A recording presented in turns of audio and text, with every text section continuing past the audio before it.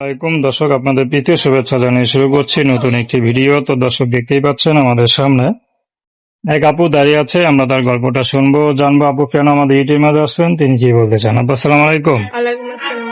কেমন আছেন? ইনশাআল্লাহ ভালো আছি। নাম কি আপনার? আমার নাম স্বপ্না। মাশাআল্লাহ, বয়স কত? বয়স 18। আসলে বিয়ে দিয়েছে? না। প্রেম করছেন? না। এখনো করেন নাই? সত্য বলছেন তো? হ্যাঁ। আজকাল যুগে কেউ প্রেম ছাড়া থাকতে পারে নাকি? থাকতে পারলে বলে তো প্রতিবেদন আছে। কি এখন কি প্রেম করবেন? প্রেম করবো না, বিয়ে শাদীর জন্য আইছি। বিয়ে শাদী করবেন? কেন প্রেম করবেন না? না। কেন, প্রেম কি খারাপ? খারাপ না তো ভালো আছে।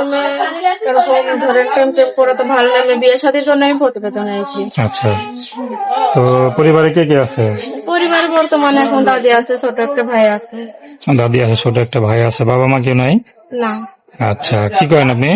আমি মানুষের বাসায় সেলাই মেশিনের কাজ করি। সেলাই মেশিন কাজ করেন। তো এখন যদি কোনো গরিব ছেলে বা রিক্সাওয়ালা কোনো পুরুষ যদি আপনার বিয়ে যেমন করে, হোক তাতে কোনো আমার সমস্যা নেই। সংসার করতে পারবেন তো? হ্যাঁ। সবাই তো একটু সুখ চায় বিয়ের পর, যে বাপ্পার ঘরে কষ্ট করতেছি, বিয়ের পর জানি স্বামী ঘরে একটু সুখ পাই।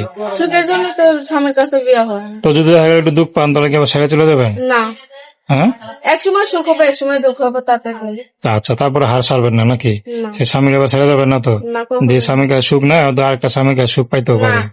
এরকমটা একটা মেয়ে করবেন চায় না। না কখনো দুই জায়গায় বিবাহ হোক, আচ্ছা সেটা আচ্ছা, এক জায়গায় হোক। তা তো অবশ্যই।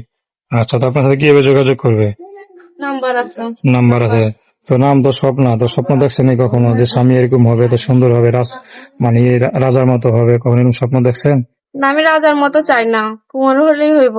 যে আমার পাশে থাকবে, সবসময় ভালোবাসবে, দায়িত্ব নেবে, সেরকম একটা মনের মতো মানুষ পেলেই হইব। আচ্ছা, তো দর্শক, আপনার স্বপ্নর কথা শুনলেন। তো প্রেম, ভালোবাসা, সাহায্য সহযোগিতা, বিয়ে শাদী করা একান্ত আপনাদের ব্যক্তিগত ব্যাপার।